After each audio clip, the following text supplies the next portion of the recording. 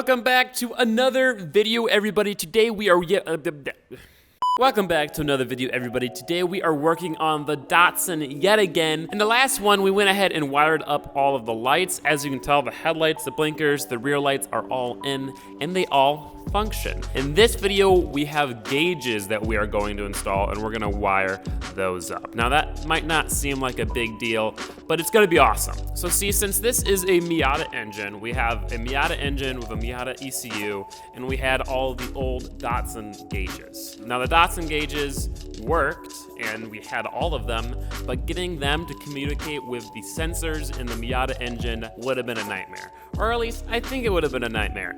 To be honest, I didn't do any research, but I had no idea, what voltage, all of that kind of stuff that the Datsun gauges take. And I also don't know what the Miata sensors output. So instead of trying to figure that out and mess with that for weeks on end, we went ahead and bought all new standalone gauges.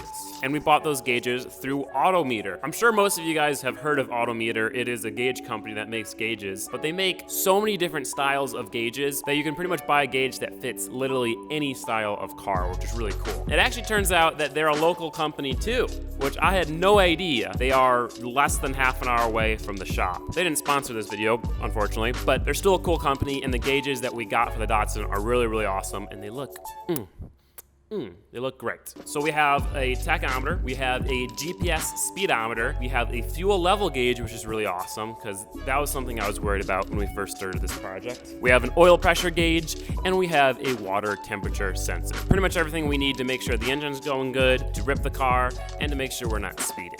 Now, since these are standalone gauges, they have their own sensors, so we have to install the sensors in the engine. We have a Mishimoto oil sandwich plate to install the oil pressure sensor. We'll drill and tap the thermostat housing for the water temperature sensor, and then the GPS just goes in there. The tachometer goes into the stock wire. But without any further ado, ladies and gentlemen, let's go ahead and get started.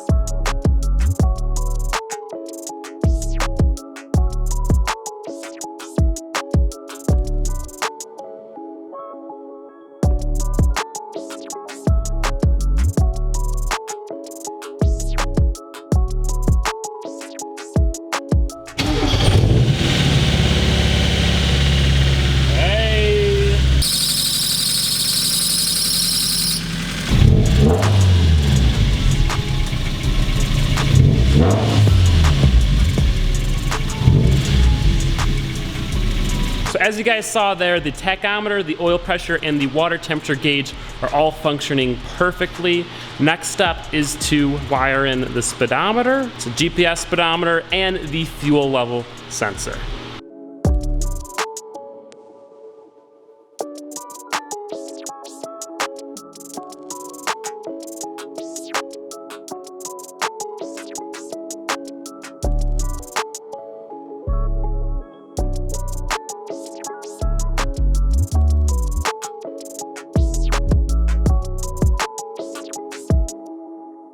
It's not too bad quite yet, but there is a severe thunderstorm warning and a tornado warning right now here in Chicago. There's no basement in the shop, so we kind of just have to hope there's no tornado. Like, the tornado sirens are going off a couple minutes ago and everything. Pretty crazy, but it's kind of fun too. The temperature outside dropped like 20 degrees in like a minute, which is a little frightening. That's what causes a tornado, but anyway, the show must go on.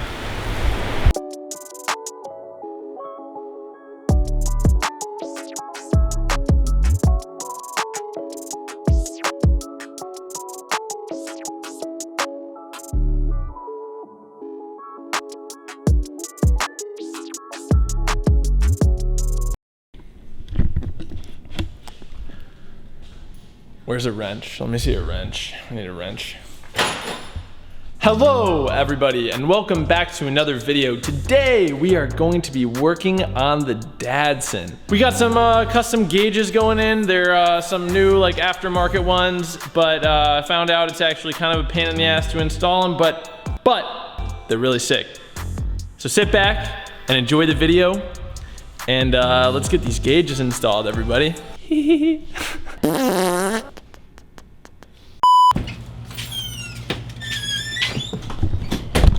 I'll be right back, guys. I'm just gonna go exchange my broken Master Force drill for the 4th fricking time. Maybe, just maybe the 5th one won't break after a couple of months. Probably not, though.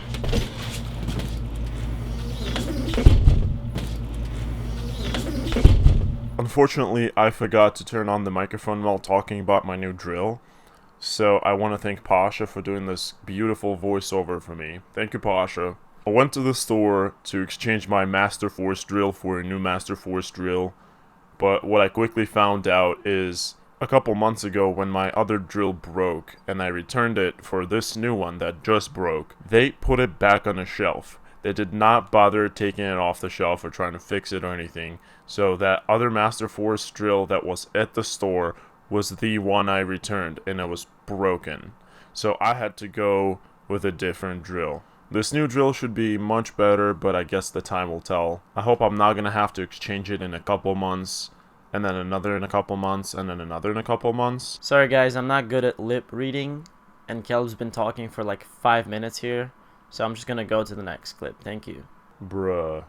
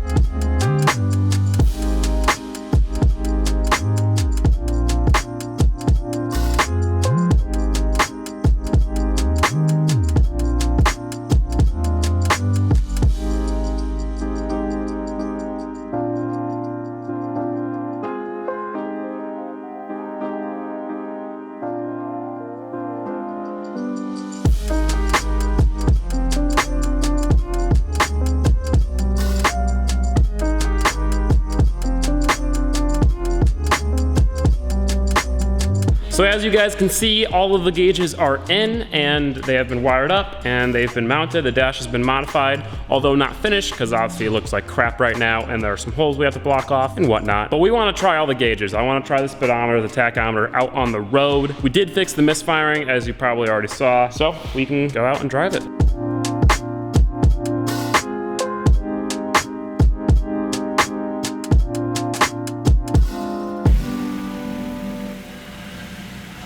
The amount you have to grasp the steering wheel, not to just like fall back because there's no seat. Yeah. So this is the first time we've tried using the GPS. It should do it automatically, but I'm not positive. It said everything would be pre-calibrated, but there are some calibration modes you can do. Everything else is looking good. The fuel gauge we were having some issues with. At first it was reading way too low because the bobber wasn't buoyant enough. And then now it's reading way past full. So there's something going on with the fuel gauge. It was working accurately for a second. Oh, there's the speedo. There's the speedo. See how it kicked in? GPS finally connected. And there we have the speedo. Woo! Yeah, this is pretty cool. It is driving so much better than it ever has with everything it's got, but it still is, a long way from being totally finished. And if you hear in the back, it does rub a little bit. So we're cruising at 25 miles an hour. Works. Yeah, the speedo's working great. And look, the odometer goes up too even. That's so cool. So this, Everything's working. yeah, everything's working. This thing also needs an alignment pretty badly. It pulls to the right. Really bad? Yeah, it's not bad when you're holding the wheel, but as soon as you let go.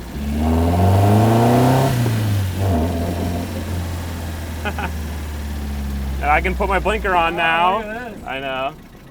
That's an exciting part. People know where we're going. Oh gosh.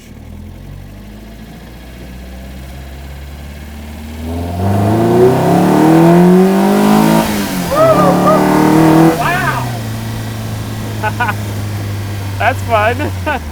Wow! That wasn't even full throttle either. Or no, it was full throttle, but I didn't rev it all the way up. This thing's gonna be so fun when it's driving really like perfectly. Wow! Yeah. Holy cow! Yeah, even though this thing isn't the most powerful motor, it's in a light car, and it's a newer motor, so it just runs a little bit better. Well, that was successful. Awesome. Yeah, and it's nicer now that there's not wires everywhere. Do you want to drive it a little bit?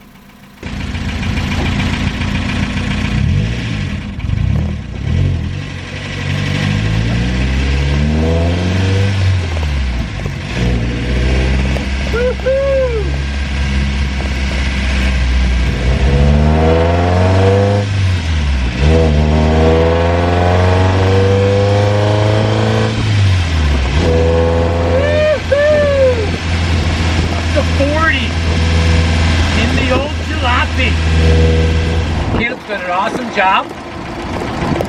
I love working on it with him. That's the best part.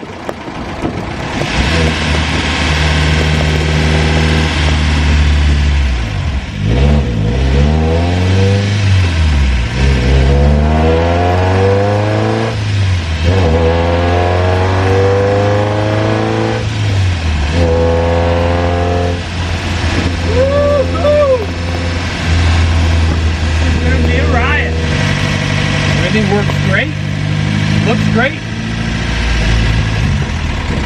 It's awesome. Woohoo! Well, we have officially put 3 miles on the Datsun. So the next thing I want to do is fix this fuel level gauge, if it's fixable. I'm not really sure if it is. I don't know what's going on. For some reason, it's reading super full. When we first put it in, like we said, it was reading super empty because the bobber wasn't buoyant enough. And then we got it to read perfect. It was at like 3/4 of tank. And then it started doing this again. So I'm gonna pull it out, see what's up.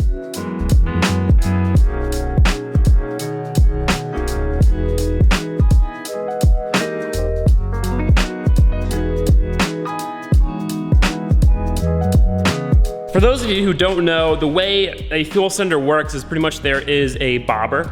It floats at the top of the fuel level in your gas tank. And depending on where the bobber is, it changes the resistance of the power going through the bobber and into a ground. So for instance, in this thing, when the fuel tank is full, there is 30 ohms of resistance going through the bobber.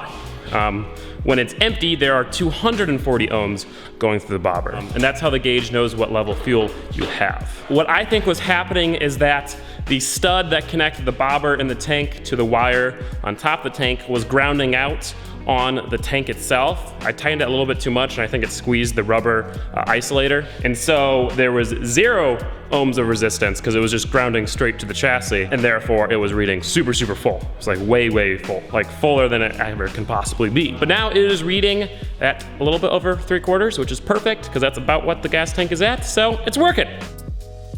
So ladies and gents, that's that. We have gauges in the Datsun. Everything is working great. Everything is looking great. The dash has been modified to fit the new gauges. It has to be prettied up, you know, some body work and some paint, but everything is going great. I'm super happy with the wiring job I've done. It's pretty clean, pretty organized, pretty color-coded, and it didn't take too long. So it's definitely a huge success. In the next video, we are going to finish the few wiring things that we have left. Windshield wiper motor, the heater blower, and the radio, which we actually probably won't do. So in the next video, we'll do the 2 wiring things, and then we'll finish the dash and start assembling the interior. And that is pretty much the last thing we need to do, is assemble the interior. We have to do some other stuff on the exterior. My dad has been working on that while I've been working on the wiring. You might tell that some of the chrome trim is in now. But yeah, this car is getting very close to being done. Hopefully you guys are enjoying these Datsun videos. After the next one, we're gonna take a break and work on the Rally Miata because we got some improvements for that. Thank you all so much for watching. If you want to support the channel a little bit more, you can head over to Patreon and you can see the next video, or you can buy some merch. We got shirts, we got stickers, and we have air fresheners. So thank you for all the support on that. The revenue from both those things goes straight back into the projects, into the channel, into the shop. So everything really, really helps. Anyway, I will see you guys in the next one. Peace out. Have a great day. Bye-bye.